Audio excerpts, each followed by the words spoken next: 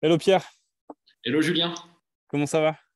Écoute, ça va super. Et toi? Ça va très très bien, je suis très très très content de pouvoir te recevoir sur cette interview et merci de m'accorder de ton temps.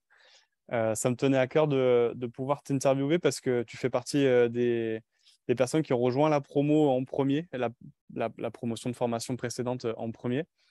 Euh, Ton parcours est, en tout cas pour moi, inspirant, surtout d'un point de vue professionnel et on va aller sur ce terrain assez rapidement. Pierre, comme d'hab sur les interviews, je te laisse rapidement te présenter, nous dire qui tu es et un petit peu ce que tu fais aujourd'hui. Ok, très bien. Moi, c'est Pierre, j'ai 26 ans tout juste. Et je viens de base du milieu paramédical, donc rien à voir avec tout ce qui était de la vente. À la base, j'ai fait une école d'infirmier et je me suis arrêté en dernière année. Donc, j'ai pas eu mon diplôme. Et après, j'ai été amené à travailler en tant qu'aide-soignant pendant 5 ans. Et ce métier m'a beaucoup apporté, que ce soit humainement, en termes de relationnel, c'était aussi très important pour moi de faire ce métier-là. Par contre, avec le Covid et puis la suite des choses, ce métier a commencé de moins en moins à me correspondre et surtout, j'ai eu du mal à me projeter dans ce métier par la suite, que ce soit en termes de projet long terme, par exemple. Et j'ai commencé vraiment à me questionner parce que je ne m'y retrouvais plus. C'était un métier à la base où on demande à être humain et en fait, à la fin, on te demandait juste vraiment à exécuter des tâches et l'humain, c'était un bonus. Tant mieux s'il y en avait. Par contre, c'était plus le cœur de ton métier. Et là, en fait, j'ai fait un point dans ma vie sur moi, sur ce qui était important pour moi, sur ce avec quoi j'étais aligné. Et je me suis dit, Pierrot, écoute, là, ce métier ne te parle plus. Financièrement, ça va pas. Sur les projets long terme, ça va pas. Euh, Qu'est-ce que tu fais concrètement? Et c'est là où j'ai songé à des projets de reconversion. Il y avait différents projets. J'avais pensé à tout ce qui était coaching, voilà. Et il y a eu le métier du closing qui m'a apparu. Donc, c'est à ce moment-là que j'ai commencé à faire un petit peu de recherche sur ce métier. Euh, Qu'est-ce qu'il demandait? Et puis surtout les accompagnements qui pouvaient être proposés. Et, euh, et voilà. Ok, parfait. Merci Pierre. Bon, on arrive rapidement sur le sujet en question qui était que tu viens du milieu infirmier et que tu avais zéro connaissance ou expérience dans le milieu de la vente. Euh, Déjà, est-ce que tu peux parler un petit peu de qu'est-ce qui a motivé un peu plus en détail ton choix de vouloir te reconvertir, faire une reconversion? Ouais, alors il y a pas mal de choses différentes qui ont motivé mon projet de reconversion. La première, c'était le statut. Quand tu es aide-soignant, forcément, c'est pas un statut qui est très valorisé, qui est très reconnu, et même tu es un peu en bas de l'échelle, c'est-à-dire que par rapport aux hiérarchies, tu as des supérieurs hiérarchiques. Et ça, c'était compliqué pour moi parce que je voulais aussi pouvoir travailler à mon compte, travailler pour moi et ne dépendre que de moi, et pas attendre les ordres de quiconque pour avoir besoin de faire quelque chose. Donc ça, c'était un critère de décision important pour moi. Il y a aussi tout ce qui était forcément rémunération, parce que quand tu es soignant, les salaires, c'est autour du SMIC. Moi, je gagnais un petit peu plus parce que je faisais des fois des horaires de nuit ou je faisais de missions, mais c'est pas des salaires mirobolants. Et l'idée, c'était aussi que je puisse avoir plus de liberté financière pour penser à plus de projets long terme, me permettre aussi de faire des choses qui me tenaient plus à cœur, comme par exemple voyager, faire des projets avec ma copine. Et, euh, et voilà. Et puis surtout, en fait, faire un métier qui était plus aligné avec moi. Parce que forcément, quand on va être soignant closer, enfin, Parce que qu'est-ce qui t'avait donné envie de te lancer en tant qu'aide-soignant, justement? C'était quoi les motivations? moi, c'était l'humain. C'était l'humain, c'était relationnel, c'était le sentiment d'utilité et de faire du bien autour de moi. C'était sur le papier ce qui m'avait motivé à faire ce métier-là. Ok. Et la réalité des choses, du coup, était différente. Bon, après, c'est vrai qu'on a eu une période Covid, donc c'était quand même aussi particulier, surtout dans le métier du médical. Ouais, en fait, au début, c'était plus ou moins ça, c'est-à-dire qu'il y avait aussi d'autres choses auxquelles j'avais pas pensé, tout ce qui était pression, tout ce qui était gestes techniques, responsabilité. C'est quelque chose avec lequel j'étais OK, mais qui n'était pas mon plus grand kiff dans ce boulot-là. Et puis, il y a eu le Covid qui est venu un peu tout balayer, parce que forcément, on a dû travailler dans l'urgence, apprendre à travailler dans cette urgence et à mettre l'humain de côté pour privilégier tout ce qui était actes, soins, gestes techniques. Et du coup, je me suis retrouvé à faire un taf, enfin, à faire ce que j'aimais le moins dans ce boulot-là. Et l'humain, j'essaie toujours d'en mettre, hein. C'était important pour moi de travailler avec mon cœur, de continuer de donner du sourire à des personnes âgées, par exemple. Mais c'était de plus en plus compliqué, surtout que forcément, on était fatigué. Et à la fin, c'était plus une souffrance qu'autre chose d'aller travailler. Ok. Et tu as mentionné le fait qu'il y avait plusieurs projets de reconversion qui se dessinaient ou qui s'étaient présentés à toi. C'était quoi ces différents projets de reconversion que tu avais en tête avant de te lancer dans le closing? Alors, j'avais pensé à me reconvertir, enfin, déjà, à me former à tout ce qui était hypnose, PNL, et pourquoi pas par la suite au métier du coaching. C'était quelque chose, vraiment, un projet que j'avais en tête. Et, et pourquoi closing? Parce que déjà, c'est quelque chose qui m'a permis de mettre, enfin, c'est un métier qui te permet de mettre un pied dans le monde de l'entrepreneuriat, de l'infoprenariat, de voir un petit peu comment fonctionne cet écosystème, de créer des relations, des contacts, et ouais, de mettre un pied dans la fourmilière en fait. Et puis aussi dans le closing, il y a du coaching. Pour anticiper une de mes questions, c'est est-ce que tu ne regrettes pas aujourd'hui de ne pas t'être lancé par exemple dans le coaching? Et c'est une très bonne question parce que je me la suis posée plusieurs fois et la réponse était assez rapide généralement. Non, Et parce que pourquoi? en fait ça. Et pourquoi? Parce que le métier enfin, le métier de closer, ça m'a permis de m'ouvrir beaucoup plus de portes que les métiers du coaching auraient pu me permettre d'en ouvrir. Je vais venir développer. Euh, le métier du closing, déjà, ça m'a permis de découvrir un métier que je ne pensais pas affectionner au départ parce que je pensais que c'était vraiment un métier de la vente. Et en me formant auprès de toi et en découvrant plus ce métier, j'ai réalisé que ça pouvait être un métier autre que celui de la vente. Il pouvait y avoir du coaching dedans, il pouvait y avoir d'autres choses qui pouvaient me correspondre, par exemple des qualités humaines. Et je me suis dit, mais en fait, c'est le métier qu'il me faut parce que le métier du coaching, forcément, tu peux mettre plus de temps à t'établir, ça peut être plus compliqué au départ. Alors que là, bah, je me suis formé rapidement au métier de closer et puis aujourd'hui, ça porte ses fruits. J'ai un retour sur investissement plus rapide, on va dire. Ok. C'était quoi les... je me rappelle de toute façon, quand je t'ai eu au téléphone, il y avait quand même plusieurs freins qui étaient là. Est-ce que tu peux me redire c'était quoi les freins ou ce qui te challengeait avant de te lancer dans justement ce milieu-là, du Ouais. closing? Alors, les freins que j'avais, c'était les débouchés dans ce métier. C'était une crainte que je pouvais avoir. Et puis aussi, est-ce que je vais pouvoir en vivre de ce métier-là? Euh, je sais qu'il y a beaucoup de promesses qui sont faites par rapport à ce métier. Et moi, je savais pas vraiment où donner de la tête. Je ne savais pas si c'était vrai ou s'il fallait plutôt que je joue la carte de la sécurité et que je reste un peu sur mes gardes. Et bah, j'ai eu la réponse que je voulais. En gros, c'est un métier qui demande du boulot, de l'investissement. Il ne faut pas compter sur le fait de passer 3 heures par semaine pour faire des gros chiffres. Forcément, ça demande beaucoup de travail derrière. Donc voilà. Euh, je rebondis tout de suite sur ce point-là, justement en termes de temps de travail. Qu'est-ce que ça représente pour toi en termes de temps de travail, le closing aujourd'hui? Alors, c'est compliqué d'y répondre. C'est compliqué. Il n'y a aucune semaine qui se ressemble. Moi, je m'investis à 200% dedans. Je vis dedans à 200%, donc c'est compliqué. Est-ce que tous les messages qui tournent un peu autour du ouais, vous travaillez 3 heures par semaine, vous gagnez 10 000 euros par mois, est-ce que c'est vrai? Euh, alors, je ne sais pas si c'est vrai. Par contre, si c'est possible, qu'on me mette en relation directement avec eux. Et parce que c'est juste trop beau pour être vrai le truc. Enfin, à moins que ce soit des closers vraiment établis depuis longtemps et qui closent vraiment des offres à étiquette, c'est pas possible. Derrière, il y a du travail à faire en amont. C'est pas possible 3 heures par semaine. C'est minimum 30 heures. En tout cas, moi, c'est vraiment minimum 30 heures que je mets par semaine, ma semaine creuse. Et entre 30 heures passées à travailler sur ton business du coup de closer et 30 heures du coup dans le salariat, est-ce que tu vois une différence? Ouais, déjà, l'écoulement du temps, ça passe plus vite quand tu aimes ce que tu fais. Tu comptes pas les heures, en fait, il n'y a pas de notion de temps. Tu fais ça pour toi, tu investis en toi quelque part parce que tu es entrepreneur, tu es à ton compte.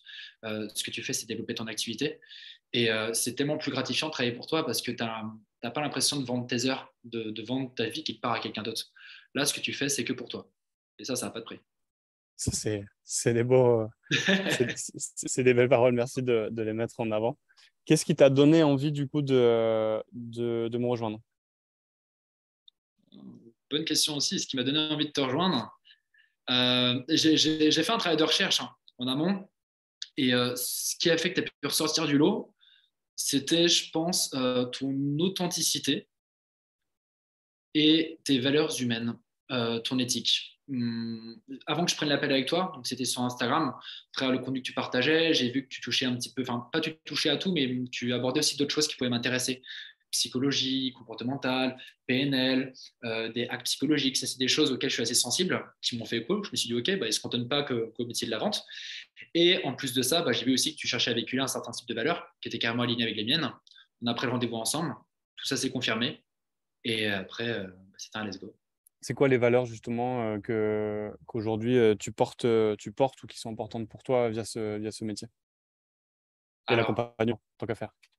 ouais, bah oui, forcément. Les valeurs que je porte, c'est de l'humanité, de l'éthique, de la bienveillance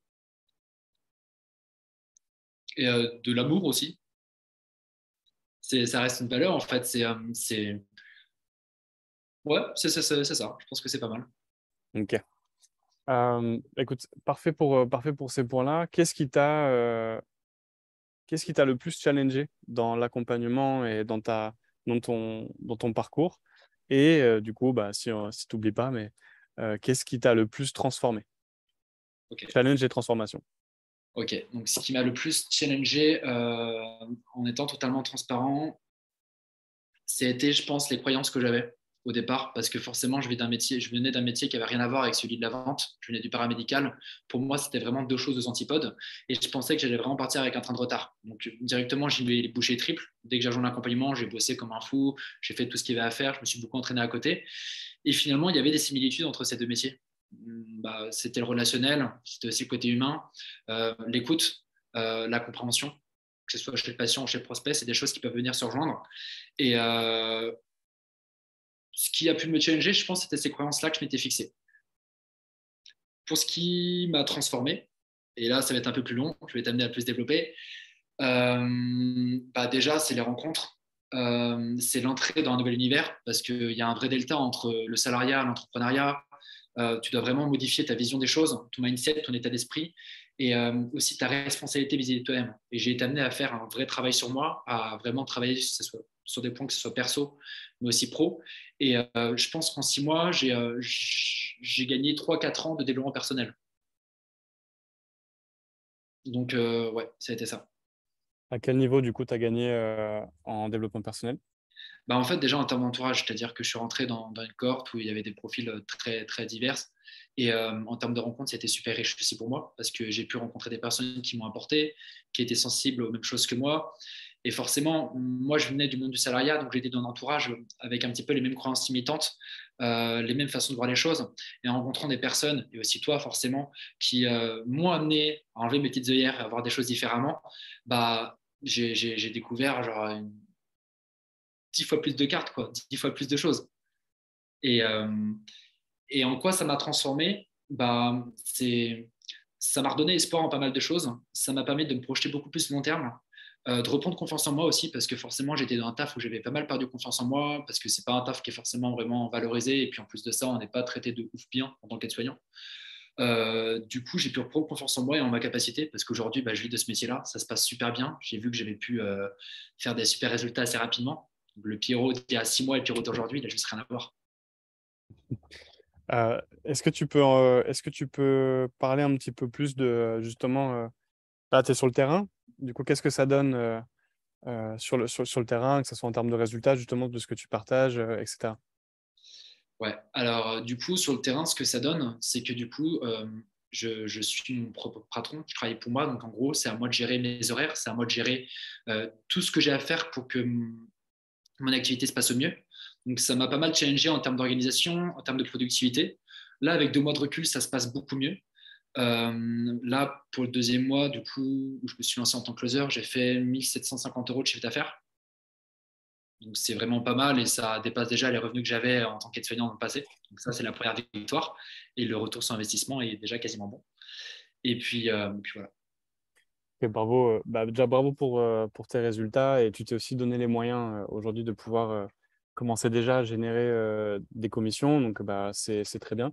Je trouve ça aussi bien de montrer que bah, non, on ne gagne pas 10 000 € du jour au lendemain et que ça ne sert à rien non plus de se fixer des gros chiffres d'affaires. Il faut aussi être réaliste sur là où on en est, d'où on part et ce que ça demande pour y arriver. Donc ça, c'est une belle chose et je crois pouvoir dire qu'à partir du mois prochain et pour les mois qui vont arriver, ça risque aussi d'être plutôt sympa pour toi. Donc c'est une bonne chose. C'est quoi les points les plus importants enfin, les plus importants pour toi qui t'ont marqué dans ce que tu as pu apprendre au sein de l'accompagnement? Les points les plus importants pour moi, euh, bah, ce serait déjà l'apprentissage de nouvelles compétences. Parce qu'aujourd'hui, la compétence de closing, c'est une compétence qui a beaucoup de valeur sur le marché.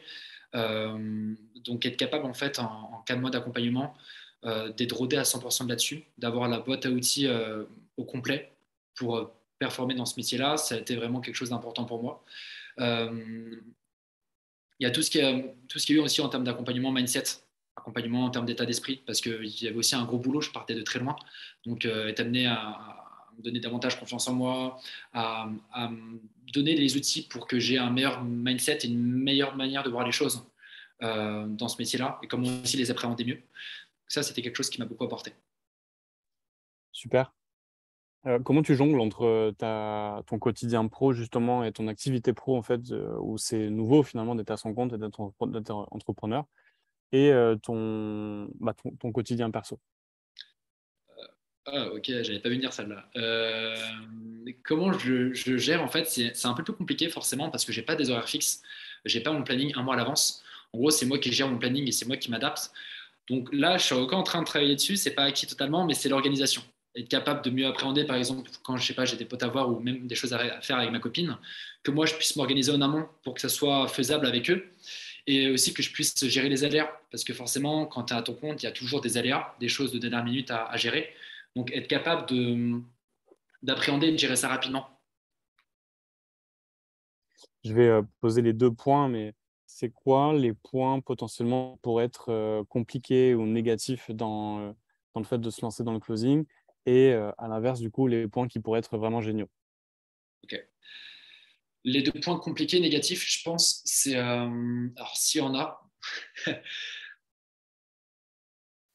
je pense que c'est l'entourage. Le point compliqué dans ce métier-là, et du coup tu vas me comprendre, mais c'est comment tu te fais accompagner, ce que toi tu mets en place, c'est c'est la manière dont tu te reconvertis dans ce métier-là qui peut être compliqué. Moi j'ai eu beaucoup de chance, tout s'est bien passé, tout était aligné, et aujourd'hui je suis hyper reconnaissant de comment ça s'est passé pour moi, mais un point qui peut être compliqué, c'est la manière dont tu te reconvertis dans ce métier-là. Parce qu'il y a beaucoup de personnes qui ne sont pas forcément au courant de tout ce qui se passe dans ce métier, de tout ce qui peut se faire, et aussi bah, des mensonges. Par exemple, être capable de faire 10K en un mois, au bout de 2 mois, enfin, c'est pas possible. Donc, la manière dont tu accompagnes, c'est quelque chose qui peut être compliqué et tu as intérêt à bien le faire. Et la deuxième chose, ce serait, je pense, l'investissement, l'implication, parce que c'est un vrai projet de reconversion. C'est un vrai métier aujourd'hui qui a des vraies opportunités. Et l'idée, c'est que tu te mettes à 200% dedans si c'est un projet qui te tient à cœur. Et je pense que la complication, c'est des personnes qui font ça en parallèle d'autres choses, qui ne mettent pas vraiment du leur et qui s'étonnent d'avoir des résultats pas ouf. Parce que bah, forcément, derrière, tes résultats, ils sont à la hauteur de ton investissement. Et moi, j'ai pas fait semblant. Enfin, je n'avais pas de plan B, j'avais qu'un plan A. C'était dedans à 300% ou rien du tout. Et je regrette pas aujourd'hui. Bravo pour ça. Et les points justement les plus beaux? Et les points les plus beaux, c'est que bah, déjà, c'est un métier juste superbe. C'est un métier qui a rien à voir avec les clichés que je pouvais avoir du taf, euh, des métiers de la vente ou même du métier de closer. C'était une super bonne surprise parce que c'est un métier où tu peux vraiment allier l'humain à la vente. Et c'est tout ce que je demandais. Et par chance, en plus, plus tu es humain, plus ça porte ses fruits. Euh, Premio et Deuxio, bah, c'était forcément la découverte de, bah, de toi, de ton accompagnement, mais aussi de cet écosystème. C'est la découverte de tout ça, parce que c'était un monde auquel j'avais pas du tout accès, et le fait d'avoir pu mettre un pied dedans et même de vivre maintenant dedans, c'est une superbe chose qui a pu m'arriver. Merci beaucoup pour ce partage, Pierre. C'est précieux et encore bravo du coup pour ton chemin, pour le courage que tu as pu faire aussi de faire un virage à 180 et de te lancer dans un monde qui était complètement inconnu pour toi, de t'être choisi aussi. Ça, c'est, je pense, quelque chose qui est vraiment important, d'avoir voulu suivre ce qui était important pour toi en termes d'alignement. Du coup, l'humain, en tout cas, ça revient régulièrement dans ce que tu as pu partager. Et justement, je pense que le premier travail dans lequel tu t'étais lancé et que tu as quitté, mais c'était aussi ce pourquoi en tout cas, tu t'étais lancé. Et là, du coup, tu mets en avant le fait que bah, l'humain, en fait, est bel et bien présent dans la vente. Et c'est vrai qu'on sait que la vente a quand même encore quelques a priori ou voilà, quelques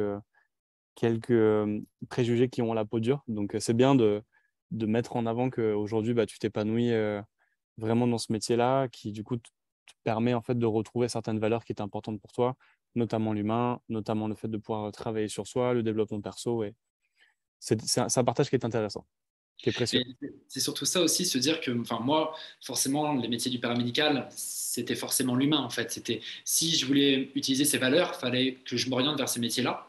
Et qu'au final, il y avait un autre métier qui était caché quelque part, qui m'attendait, qui allait me permettre de plus m'épanouir au corps en étant aligné avec mes valeurs. C'est juste ouf de me dire ça. Est-ce que tu as un mot de la fin à nous partager? Un petit mot de la fin, ouais, ce serait juste une décision que tu prends dans ta vie peut changer ton destin à jamais. C'est dingue comment cette phrase est vraie, mais il suffit qu'un jour tu prennes une décision et que tu écoutes ton cœur pour que ton destin et ta vie prennent un tout autre tournant. Et c'est ce que j'ai fait à un moment donné. Il y avait forcément de la peur, il y avait forcément de l'appréhension, j'allais vers l'inconnu. Mais j'ai écouté mon cœur et aujourd'hui, pour rien au monde, je reviendrai sur cette décision et sur ce que j'ai voulu faire.